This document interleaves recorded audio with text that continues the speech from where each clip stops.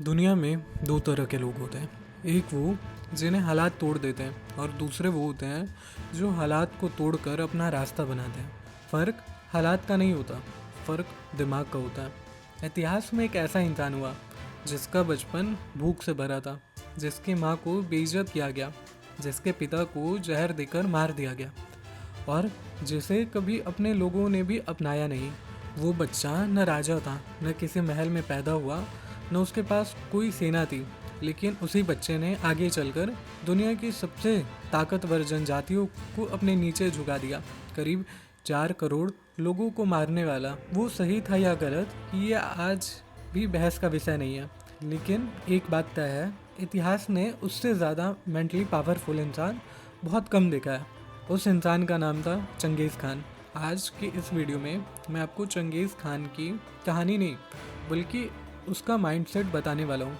वो माइंडसेट जो एक भूखे बेसहारे बच्चे को दुनिया का सबसे खतरनाक लीडर बना देता है। और अगर आपने ये बात अपने अंदर उतार ली तो कोई भी इंसान आपको नुकसान पहुँचाने से पहले 100 बार सोचेगा। अगर आपको सच में खतरनाक बनना है तो सबसे पहले अपने माइंडसेट को हथियार बनाना होगा। चंगेज़ खान इसलिए खतरनाक नहीं था कि वो सबसे ज़्यादा ताकतवर था, वो खतरनाक था क्योंकि उसका दिमाग उसके कंट्रोल में था।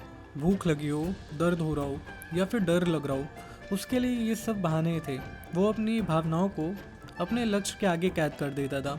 उसका एक ही नियम था, पहले दिमाग पर जीत फिर दुनिया पर। जब तक दिमाग आपके कंट्रोल में नहीं है, आप किसी भी लक्ष्य पर टिक नहीं सकते। आप बीच रास्ते टूट जाते हैं और दिमाग को कंट्रोल में रखने की सिर्फ एक ही चाबी है, वो है लोहे जैसा डिसिप्लिन। चंगेज़ खान की सेना इसलिए खतरनाक थी क्योंकि वहाँ फैसला भावनाओं से नहीं बल्कि जीत से लिए जाते थे। याद रखना, दिमाग आपका होना चाहिए, आप दिमाग के नहीं। यही सोच इंसान को कमज़ोर से खतरनाक बनाती है। कोई भी साम्राज्य अकेले खड़ा नहीं होता, चाहे चंगेज़ खान हो, हिटलर हो या आज की बड़ी कंपनियों के फाउंडर। हर ताकतवर इंसान के पीछे एक ऐसी टीम होती है जो उसी की तरह सोचती है। हिटलर अकेले कुछ नहीं था, उसकी असली ताकत थी उसकी सोच और उसकी जुबान। वो बोलता था और लाखों लोग उसके लिए मरने मारने के लिए तैयार हो जाते थे। क्यों? क्योंकि उसने अपने माइंडसेट जैसा पूरा सिस्टम बना लिया था। यही बात चंगेज़ खान पर भी लागू होता है। वो अकेले था, लेकिन उसने अपने जैसे सोचने वाले लोग चुनकर इकट्ठा किए।